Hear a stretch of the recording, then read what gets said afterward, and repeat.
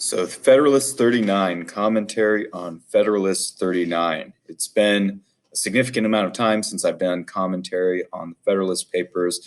My original plan several years ago, actually about 4 years ago, maybe 5 years ago, was to work through the Federalist Papers and provide some insight and commentary on them.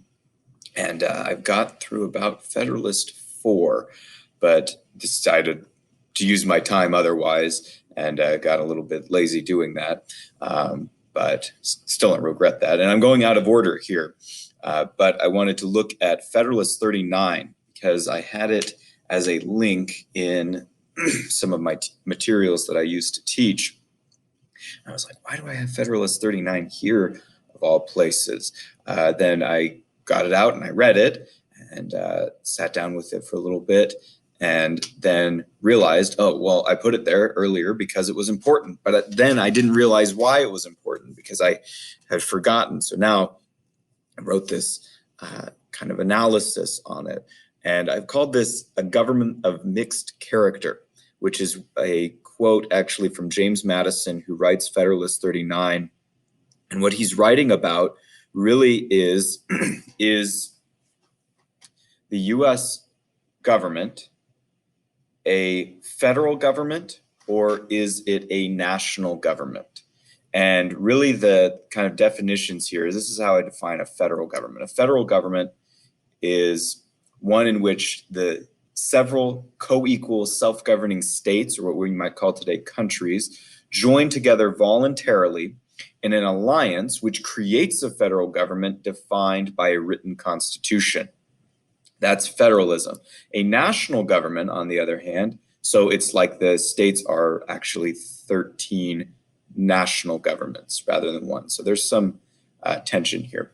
But a national government system of the United States, or any system, would be a national government, I define as a nation state is one in which the ultimate political authority rests finally in one government, which has a monopoly on force over a territorial region. Okay, so these are kind of the definitions. A federal government is joining together of co-equal states, which creates a union. A federal government is created out of that to manage some things on behalf of the states. The states join voluntarily. A national government is one in which one government is centralized, consolidated, and is the ultimate and final political authority, meaning it can make all final decisions about what happens over a territorial region, and it has a monopoly, especially on use of coercion, use of force, and monopoly on the provision of security services, can tax as well. Now, James Madison answered in Federalist 39 that the U.S. government would be both. He wrote here, the American Revolution and Declaration of the Independence had one foundational principle, the right of the states to self-govern. Whatever its flaws and inconsistencies, the whole point of the American Revolution and the Declaration of Independence was the limitation of government power through asserting the right of local self-government. In other words, the original 13 colonies declared themselves to be 13 self-governing states or independent countries. They joined together in an alliance to fight the British and agreed to a confederacy or an alliance toward the end of the war. That would be the government of the Articles of Confederation, a voluntary compact where states join as equals because they are all sovereign, independent governments. After the Constitution was proposed to the states, one of the major concerns against the Constitution was that it would establish a national government, not a federal one. Were that the case, in the estimation of many during that time, that would mean that the very principles of the Revolution, I'm going to edit here for a second, that would, tense, have meant that the very principles of the American Revolution, the independent self-government of the states would have been lost, because if the US Constitution does in fact establish a national government, a centralized government, then that means the American Revolution was only actualized for about 5 years. Because the point of the American Revolution had been the independence of the states to govern themselves. If they had fought that for that freedom and independence in the American Revolution, only to give it up a few years later in the Constitution, people were pretty upset about this. They saw that as a betrayal of the American Revolution, that the principle of the American Revolution had been lost. There could be some debate on both sides of whether or not that was the case. Now, again, is the government of the United States a federal one or a national one? Now, understanding the context in which that question is asked and what James Madison is trying to answer. Now, according to Madison, the answer is both. But if that is the case, the next question, possibly more important, is whether a system of both can work in reality. Can you have it both ways? Is it possible to have a government with both national and federal features? And look at those definitions again at the top to see if you can really reconcile both of those being the case.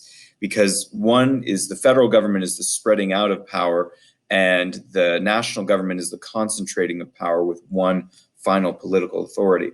Now, the states do kind of have a tension because they are viewing themselves as nation states, where they would have a territorial monopoly as well on governance. However, that was dispersed also down to towns and cities and things of that nature. But that's part of the issue here, is whether the states are really, in fact, independent once they accept the Constitution. So James Madison insisted that the states, through the conventions, ratified the Constitution, not the American people as a whole. He wrote,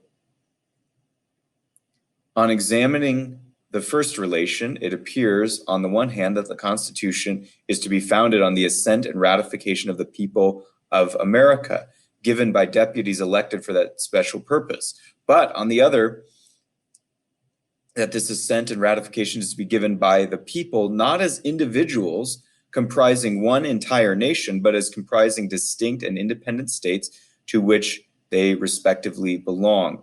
It is to be the assent and ratification of the several states derived from the supreme authority in each state, the authority of the people themselves. The act, therefore, establishing the Constitution will not be a national one, is I think what he meant to write. The act, therefore, establishing the Constitution will not be a national, but a federal act." Okay, so he says this was a big controversy at the time too. Who really, and later, who really ratified the Constitution?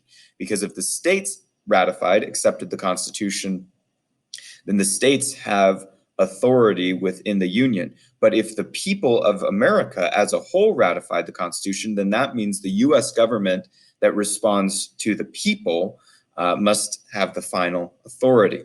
So this creates a system of two different views of the Constitution. Now, Madison makes clear in his thinking that the establishment of the Constitution, the acceptance, the ratification of the Constitution, is a federal act by sovereign states, not by the American people. So he does make that clear, but he does say that government is one of mixed character. Now, again, I ask, can you have it both ways? Is it possible to have a government with both national and federal features?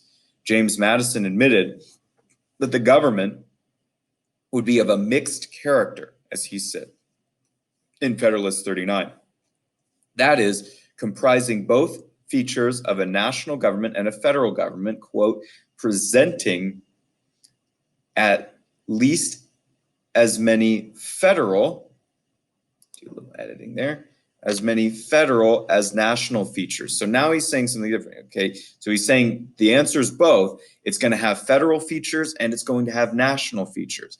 Now, there's tension between those ideas, which James Madison recognizes and wants to use that tension in order to balance out the government.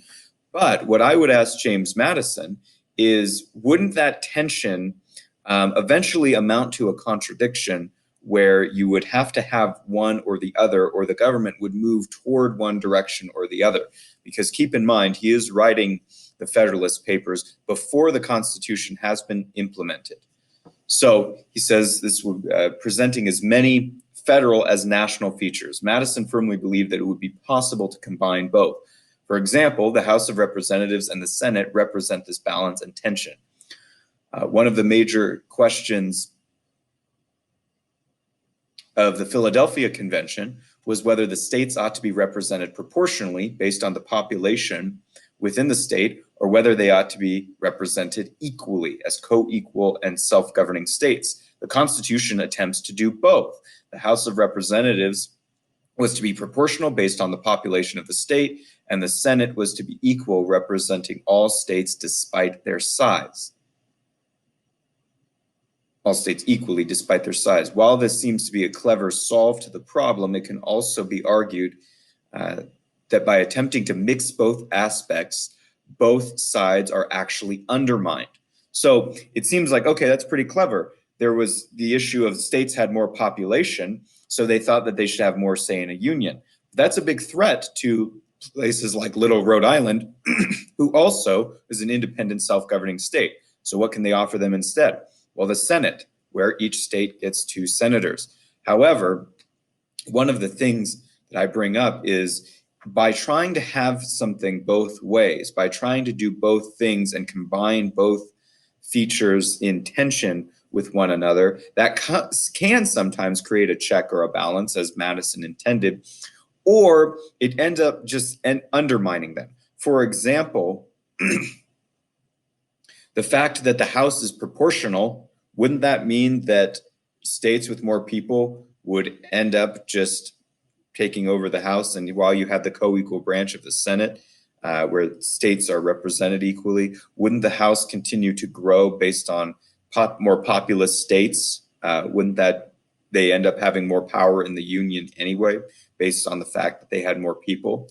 And so they tried to combine these, but you have to determine whether or not you think that was a clever solve to the problem, or whether by trying to have things both ways, it actually undermines, rather than just deciding to go one way or the other with it. This specific issue was addressed later. However, it is one example that demonstrates the fact that while establishing the Constitution was a federal act, not a national one, we also see Madison admits an attempt in the Constitution to create a government of mixed character, both federal and national. It may be in the final analysis that one of these formats must defeat the other. And historically, and as history usually demonstrates, expansion of government power usually prevails versus limitation of government power. So what I'm meaning there is Madison thought that these things could be held in balance, but what history shows, and what you do see historically with the US federal government, is the US federal government grows and expands at expense of being really a federal government and becomes more of a national government. It doesn't usually grow the other way, where for example, the US government has started out one of the smallest governments in history and grown to being the largest government in history without contest. It doesn't usually happen the other way, that it starts out small and that the states are really growing and expanding in their powers, and that the federal, aspects of the states continue to develop and grow. So it doesn't usually work the other way, that power in a centralized government tends to centralize more and try to expand power more. Madison goes on, we find it neither wholly national nor wholly federal. So he tries to do sort of a Frankenstein combination of them both. James Madison argued that the system was partially both. In some aspects, it was to have national features, and in some aspects, it was to have federal features. there is an inherent tension here, possibly even one that may amount to a contradiction over time, of decentralization of power and centralization of power. So if you try to centralize power and have decentralized power, or vice versa, one is probably going to overrule the other at some point.